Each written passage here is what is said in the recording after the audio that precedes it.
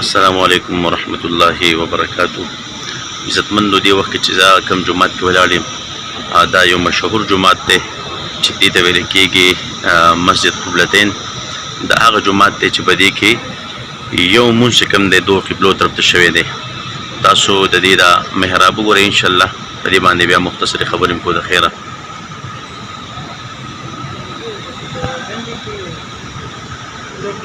اول قبله دې طرف ته تاسو کتلی شئ، دې طرف ته دا بره نشان چې تاسو وینئ که نه داسې اول قبله وه. بیا چې په مانځه کې چې کوم دی هغه قبله دې طرف ته راوړېدلې ده. تاسو کتلی شئ دا میرخ دی. واقع داسې وه چې د نبي علیه الصلاة والسلام خواهش دا و چې بیت الله شریف ته چې کوم دی هغه زه مونځ وکړم او بیت الله شریف طرف ته چې کوم دی قبله وي. نو الله رب العزت په دویمه سپاره کې په سورة البقره کې د هغې ذکر هم کوي. قد نرى تقلب وجهك في السماء فلنولينك قبلة ترضاها. مونږه یینو اوړېدل ستا د مخه اسمان طرف ته. نبي علیه الصلاة والسلام به اسمان طرف ته مخ او دغه خواهش و چې دا قبله چې کوم د بیت الله شریف ته شي. نو فلنولينك قبلة ترضاها، نو مونږ به واړو تعالی هغه قبلې طرف ته چې تا هغه خوښې یعنی بیت الله شریف طرف ته. نو بیا الله رب عزت فرمایي فولي وجهك شطر المسجد الحرام. خپل مخ چې کوم دی هغه مسجد حرام یعنی بیت الله شریف ته وګرځوه.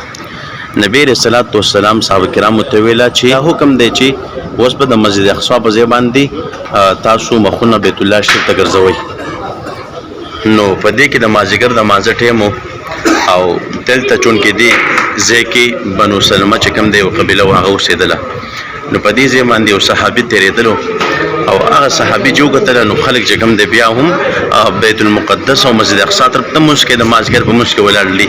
نو هغه صحابي ورته ویله چې د الله رسول خدا حکم کړی دی چې مونځ به چې کوم د بیت الله شریف ته کولی شي، قبله بدله شوې ده.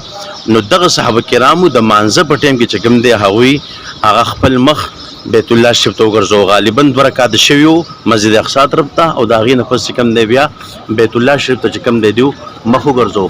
نو په دغه لحاظ سره مسجد قبلتین یعنی دو قبلو ولې جومات دې ته ویل کېږي.